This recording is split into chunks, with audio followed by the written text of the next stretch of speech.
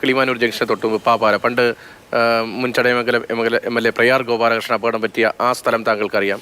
അത് കഴിഞ്ഞ് അങ്ങനെ പലയിടങ്ങളുണ്ടല്ലോ, പല നമ്മുടെ MC റോഡിലും NH ഒക്കെ ഇങ്ങനെ അപകടമുണ്ടാകുന്ന ശാസ്ത്രീയമല്ല എന്ന് ഒറ്റ നോട്ടത്തിൽ മനസ്സിലാക്കുന്ന വളവുകൾ, കർവുകൾ ഉണ്ടല്ലോ. അതൊക്കെ നമുക്ക് വീണ്ടും അലൈൻമെന്റ് വേഗത്തിൽ മാറ്റിയെടുക്കാൻ കഴിയുമോ പ്രായോഗികമായി?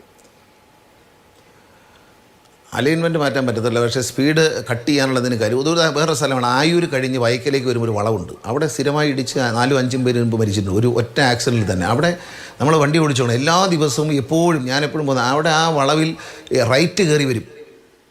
കോട്ടയം ഭാഗത്തുനിന്ന് വരുന്ന ആളുകൾ റൈറ്റ് കയറി വരും. തിരുവനന്തപുരത്ത് നിന്ന് വരുന്നവർ നേരെ വരുന്നതുകൊണ്ട് അത്ര കുഴപ്പം വരില്ല. കാരണം ആ ഇറക്കം ഇറങ്ങി വരണം. വൈക്കൽ എത്തുന്നതിന് മുമ്പുള്ളൊരു വളവാണ്. ആ ആയൂർ കഴിഞ്ഞ് കണ്ണങ്കോട് കഴിഞ്ഞിങ്ങോട്ട് വരുമ്പോൾ, അവിടെ കമ്പങ്കോട് കഴിഞ്ഞിങ്ങോട്ട് വരുമ്പോൾ ഒരു ഇറക്കമുണ്ട്. അത് ഇറങ്ങി വന്നു കഴിഞ്ഞൊരു വളവാണ്. ആ വളവിൽ എല്ലാവരും ഞാൻ ശ്രദ്ധിച്ചിട്ടുണ്ട്, വലതുവശം കയറി ഇങ്ങനെ വരണം. ലൈനിൻ്റെ ഇപ്പുറം ക്രോസ് ചെയ്ത് വന്ന് ഇടിച്ചില്ലെങ്കിൽ ഭാഗ്യം എന്ന നിലയിലാണ് പലരും. അതും നല്ല സ്പീഡിലാണ് വരുന്നത്. കാരണം അതിനു മുമ്പ് വയക്കൽ മുതൽ ഈ സ്പോട്ട് വരെ നല്ല സ്ട്രെയിറ്റ് റോഡാണ്.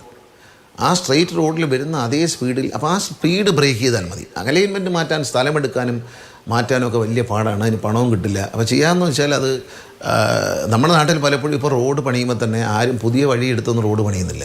പഴയ വഴികളെ ഒന്ന് 2 വശം വീതി കൂട്ടിയിട്ട് അങ്ങ് എടുത്താണ് പോകുന്നത്. അതുകൊണ്ട് നമ്മൾ അവിടെ സ്പീഡ് കൺട്രോൾ ചെയ്യാനാണ്. കാരണം ഈ ബമ്പല്ല, സ്പീഡ് നോക്കിയാണ്. ഈ പാലക്കാട് കാര്യവും ഇതിനോടൊപ്പം ചോദിച്ചിരുന്നല്ലോ. അത് പാലക്കാട് ഒരു വല്ലാത്ത ഇറക്കമാണത്. ആ ഇറക്കം ഇറങ്ങി വരുമ്പോൾ ലൈൻ ശ്രദ്ധിച്ചായിരിക്കും ഡ്രൈവർ ഓടിച്ചു വരുന്നത്. അപ്പോൾ അത് ലൈൻ ശ്രദ്ധിച്ച് ഇറങ്ങി വരുമ്പോൾ ഇങ്ങനെ താഴെ എത്തുമ്പോഴാണ് കാണുന്നത് ഇടതുവശത്ത് നിറച്ച് സ്ഥലമുണ്ട്. ഈ ലൈൻ ശ്രദ്ധിച്ച് ചേർന്ന് വലതുവശം കയറി വരുന്ന ആളിന് ഓപ്പോസിറ്റ് വരുന്ന പാലക്കാട് ഭാഗത്ത് വരുന്ന വണ്ടിക്കും ഒരൊറ്റ വണ്ടിക്ക് കഷ്ടിച്ച് പോകാനുള്ള ലൈൻ വിട്ടേ അവിടെയുള്ളൂ. അവിടെ പോയി നോക്കി അറിയാൻ വേണ്ടി. ഈ ഇറങ്ങി വരുന്ന വഴിക്ക് വന്നു കഴിയുമ്പോൾ അടുത്തെത്തി കഴിഞ്ഞു. അതാണ് അന്ന് സംഭവിച്ചത്. മുകളിൽ നിന്ന് ഇറങ്ങി വന്ന വണ്ടി താഴെ നിന്ന് പോവുകയായിരുന്ന സിമൻറ്റ് ലോറിയിലേക്ക് എൻ്റെ ബാക്ക് തട്ടി. അപ്പോൾ അടുത്ത് വന്നപ്പോൾ ഡ്രൈവർ ഇടത്തോട്ട് തിരിച്ചപ്പോൾ ബാക്ക് വന്ന് മറ്റേ വണ്ടി സിമൻറ്റ് വണ്ടിയുടെ ഫ്രണ്ടിൽ ഇടിച്ചു. ഇടി കിട്ടിയതും അയാൾ ഒന്നും ആലോചിച്ചിട്ട് അയാൾ ലെഫ്റ്റിലേക്ക് വെട്ടി വീഴ്ച. അപ്പോൾ ഈ കുഞ്ഞുങ്ങൾ അവിടെ ഉണ്ടായിരുന്നു. അപ്പോൾ ഈ വണ്ടി ഓടിച്ച് വരുന്ന ആളെ കുഞ്ഞുങ്ങൾ റോഡിന് വെളിയിലാണ് നടന്നു പോകുന്നത്. കുഞ്ഞ് റോഡിൽ കൂടെ അല്ല പോകുന്നത്. കുഞ്ഞുങ്ങൾ റോഡിന് വെളിയിൽ മണ്ണിലൂടെയാണ് നടന്നു പോകുന്നത്. പക്ഷേ ഈ ഡ്രൈവർ പെട്ടെന്ന് വെട്ടിത്തിരിക്കുമ്പോൾ ഈ ഒരാൾ കണ്ടത് അപ്പോഴായിരിക്കും ഇയാൾ ഈ കുഞ്ഞുങ്ങളെ കണ്ടത്. ഒന്നും ചെയ്യാൻ പറ്റാത്ത അവസ്ഥയായിപ്പോയി. കാരണം വെച്ചാൽ ഇയാൾ കുഞ്ഞുങ്ങളുണ്ടെന്ന് അയാൾക്ക് അറിയാൻ പറ്റുന്ന ഇടിയുടെ ഇമ്പാക്റ്റിൽ ഇടി വന്നിങ്ങനെ പെട്ടെന്ന് ഒരു ഇടി കിട്ടിയപ്പോൾ പെട്ടെന്ന് അയാൾ ഇടതുവശത്തേക്ക് ഒഴിച്ചിരിക്കും വണ്ടി. വഴിഞ്ഞപ്പോൾ കറക്റ്റ് നമ്മുടെ ഒരു കഷ്ടകാലം കൊണ്ട് കുഞ്ഞുങ്ങൾ അവിടെ ഉണ്ടായിരുന്നേക്കും.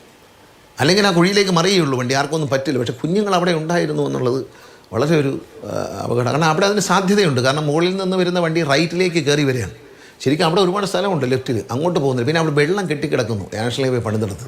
അപ്പോൾ അതൊരു അസൗകര്യമാണ്. പിന്നെ ഈ വെള്ളം മുകളിൽ നിന്ന് താഴേക്ക് റോഡിലൂടെ ഒഴുകുന്നുണ്ട്. അപ്പോൾ ബ്രേക്ക് ഇറങ്ങി വരുന്ന ആൾ പെട്ടെന്ന് ഒരു വണ്ടി ഇതുപോലെ കാണുമ്പോൾ മുകളിൽ നിന്ന് വരുന്ന ആൾ ബ്രേക്ക് ചവിട്ടിയാൽ അപ്പോഴേ സ്കിഡ് ചെയ്യും. അങ്ങനെ സ്കിഡ് ചെയ്യുന്ന ലോറി ഇടിക്കുന്നു. അവിടുത്തെ ഒരു അശാസ്ത്രീയമായ ഒരു വളവാണത്. ആ വളവിൽ ചെയ്യേണ്ടതെന്ന് വെച്ചാൽ ഇനി റൈറ്റ് അത് ഈ ഒരു 2 സൈഡും ഇടതുവശത്ത് പാലക്കാട് നിന്ന് വരുന്ന ഭാഗത്തേക്ക് കൂടുതൽ സ്ഥലം കൊടുക്കുകയും മുകളിൽ നിന്ന് തന്നെ ഇതിൻ്റെ സ്പീഡ് ബ്രേക്കർ വെച്ച് നല്ല സ്പീഡിൽ വരുന്ന ഒരാൾ എന്തുകൊണ്ടും സ്പീഡ് താനേ കുറഞ്ഞു പോകുന്ന തരത്തിൽ ധാരാളം ബ്രേക്കറുകൾ വെച്ച് വേഗത കുറച്ചുകൊണ്ട് വരികയും ലെഫ്റ്റിലോട്ട് കൂടുതൽ ചേർന്ന് പോകാനുള്ള ഒരു സംവിധാനം ഉണ്ടാക്കാനാണ് ഉദ്ദേശിക്കുന്നത്. അത് ചൊവ്വാഴ്ച അതിൻ്റെ ഉദ്യോഗസ്ഥരെയും മോട്ടോർ വെഹിക്കിൾ ഡിപ്പാർട്ട്മെൻറ്റ് ഉദ്യോഗസ്ഥരെയും എല്ലാവരെയും ക്ഷണിച്ചിട്ടുണ്ട്. അത് നാഷണൽ ഹൈവേയുടെ അടിയന്തര ഇതാണ് റെക്കമെൻഡേഷൻ. ഇത് നേരത്തെയുള്ള റെക്കമെൻഡേഷനാണ്. ഇപ്പം ഞാൻ പറഞ്ഞതല്ല, നേരത്തെ പഠനങ്ങളുണ്ടായിരുന്നു. ആ റെക്കമെൻഡേഷൻ നടത്താൻ നാഷണൽ ഹൈവേയോട് ആവശ്യപ്പെടും. ഒരു നിശ്ചിത സമയത്തിനുള്ളിൽ അവരതിന് തയ്യാറായില്ലെങ്കിൽ കേരള ഗവൺമെൻറ് ഇക്കാര്യത്തിൽ റോഡ് സേഫ്റ്റി അതോറിറ്റിയുടെ ഫണ്ട് ഉപയോഗിച്ച് അടിയന്തരമായ നടപടി കേരള PWD വകുപ്പുകാരെ കൊണ്ട്, എഞ്ചിനീയർമാരെ കൊണ്ട് നമ്മൾ ചെയ്യിക്കും.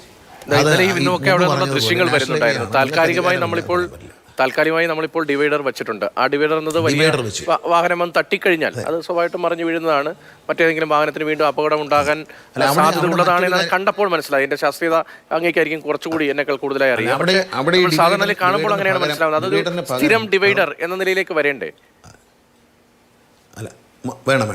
ആ ഡിവൈഡർ വേണം. അത് കാരണം വിട്ടുപോയൊരു കാര്യമാണ്. കാരണം ആ ഡിവൈഡർ എന്ന് പറഞ്ഞ സാധനം നമ്മൾ നീളത്തിൽ മുകളിൽ തന്നെ ലെങ്ത്തിൽ ഇങ്ങനെ ഒരു വലിയ വിട്ടില്ലാതെ ലെങ്ത്തിൽ കോൺക്രീറ്റ് കൊണ്ട് ചെയ്ത് നമ്മൾ റോഡ് ഡിവൈഡ് ചെയ്യുന്നൊരു സംഭവം ഈ ജംഗ്ഷൻ കഴിയുന്നത് വരെ, ഈ ജംഗ്ഷൻ കഴിഞ്ഞ വളവ് നിവർന്ന് വരുന്നിടം വരെ അത് അത്യാവശ്യമാണ്. അത് പിന്നെ ജംഗ്ഷൻ്റെ വരുമ്പോൾ അങ്ങോട്ട് ക്രോസ് ചെയ്യാൻ വേണ്ടി ഒരു ചെറിയ ഗ്യാപ്പ് കൊടുക്കാം എന്നുള്ളതല്ലാതെ അവിടെ ഒരു ഡിവൈഡർ ഈ വെച്ച സാധനം പെർമനൻ്റായി അവിടെ വേണ്ടി വരും. ഈ സാധനമല്ല ഇപ്പോൾ വെച്ചിരിക്കുന്നത് നമ്മൾ പെട്ടെന്ന് ട്രാൻസ്പോർട്ടേഷൻ ചെയ്യാനുള്ള എളുപ്പം കൊണ്ടുവന്നതാണ്. അത് നമുക്ക് പിന്നെ അത് എപ്പോഴത്തേക്കും പറ്റില്ല, ഉടൻ മാറ്റും. കാരണം അത് മാറ്റിക്കൊണ്ടാണ് നമ്മൾ. അപ്പോൾ തൽക്കാലം അതൊരു പണി ചെയ്താൽ സമയമുണ്ടല്ലോ. ഇപ്പോൾ ഒരു പൈസ അനുവദിച്ചാലും ഇപ്പം പൈസ അനുവദിക്കാതെ ചെയ്യാൻ പറ്റും. അതിൻ്റെ ഒരു ടെക്നിക്ക് ഞാൻ ജനങ്ങളോടും മീഡിയയോടും പറഞ്ഞുതരാം. നാഷണൽ ഹൈവേ അതോറിറ്റി പണിതുകൊണ്ടിരിക്കുന്ന വർക്കാണ്. ഊരാലുങ്കലാണ് അതിൻ്റെ കോൺട്രാക്ടർ. അപ്പോൾ അവരെയും കൂടി വിളിച്ചിട്ടുണ്ട്. അവരെയും കൂടി വിളിച്ചിട്ട് അവർ ഈ ഒരു വർക്ക് അവാർഡ് ചെയ്ത് കഴിഞ്ഞാൽ, ഒരു അഡ്ജസ്റ്റ്മെൻറ്റ് ചെയ്ത് കഴിഞ്ഞാൽ ഇത് വലിയ ചിലവില്ലാതെ ചെയ്യാവുന്നൊരു വർക്കാണ്. പരമാവധി ഒരു 1 കോടി 2 കോടി രൂപയ്ക്കകത്ത് ഇത് ചെയ്യാൻ പറ്റും. നമ്മൾ വിശാലമായി 50 കോടിയുടെ പരിപാടിയായിട്ട് പോയാൽ നടക്കത്തില്ല. പക്ഷേ ഈ ചെയ്തുകൊണ്ടിരിക്കുന്ന വർക്ക് ഹൈവേ റോഡ് കംപ്ലീറ്റഡ് അല്ലെന്നുണ്ടെങ്കിൽ നാഷണൽ ഹൈവേ അതോറിറ്റി ഇതിൽ ചെറിയ മാറ്റം വരുത്തിക്കൊണ്ട് ഈ ഒരു സേഫ്റ്റി വർക്ക് ചെയ്യാൻ പറ്റും.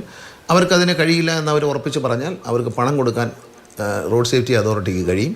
പക്ഷേ അത് വേറൊരു കോൺട്രാക്ടറെ കൊണ്ട് വെച്ച് പണിയുന്നതിനേക്കാൾ നല്ല ഈ പണിതുകൊണ്ടിരിക്കുന്ന കോൺട്രാക്ടറെ കൊണ്ട് ഇമ്മീഡിയറ്റ് ആയിട്ട് ചെയ്യിക്കുക എന്നുള്ളതാണ്. ഇത് ഞാൻ നാഷണൽ ഹൈവേയിൽ അങ്കമാലി ഈ ഭാഗങ്ങളിലെല്ലാം വർക്കുകൾ ഇപ്പം ഞങ്ങൾ പണം കൊടുത്തു. പറവൂർ കവല ട്രാഫിക് ജാം ഒഴിവാക്കാൻ വേണ്ടി പറവൂർ കവലയ്ക്ക് 48 ലക്ഷം രൂപ റോഡ് സേഫ്റ്റി അതോറിറ്റിയിൽ നമ്മൾ കൊടുത്തു. Motor vehicle department, transport department കൊടുത്തു.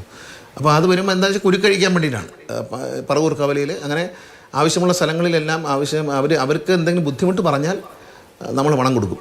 അവർ ചെയ്യുന്നുണ്ട്. ഞാനത് എനിക്ക് എൻ്റെ ഇതുവരെയുള്ള അനുഭവത്തിൽ നമ്മൾ പണം കൊടുക്കാമെന്ന് പറയാതെ തന്നെ ചില കാര്യങ്ങൾ ചെയ്യുന്നുണ്ട്. പിന്നെ പണം കൊടുക്കാമെന്ന് പറഞ്ഞാൽ ചെയ്യുന്നുണ്ട്. അത് ജനങ്ങൾക്ക് അതിനെക്കുറിച്ച് ഒരു ആശങ്ക വേണ്ട. ഈ ഒരു സ്ഥലം നമ്മൾ പറഞ്ഞ വാക്കിൽ ഒരു മാറ്റം ഉണ്ടാവില്ല. പിന്നെ ഞാനിപ്പോൾ വെറുതെ പറയണേ അവിടെ അപകടമുള്ള എല്ലാ സ്ഥലവും അറിയിക്കുമെന്ന് പറഞ്ഞാൽ പിന്നെ ഇവിടെ സർക്കാർ ഖജനാവി പണം തികയില്ല. കാരണം ഒരുപാട് അഭിപ്രായം പറയുന്ന ആൾക്കാരുണ്ട്. ചിലർ പറയും നടു റോഡിൽ ബമ്പ് വെച്ചേക്കാൻ പറയും. അതൊന്നും ബഹുമാനപ്പെട്ട ഹൈക്കോടതി നിർദ്ദേശം വളരെ ശാസ്ത്രീയമാണ്. അത് നമുക്ക് നിഷേധിക്കാൻ പറ്റത്തില്ല. അത് ഇതിനേക്കാളും വലിയ അപകടമാണ്.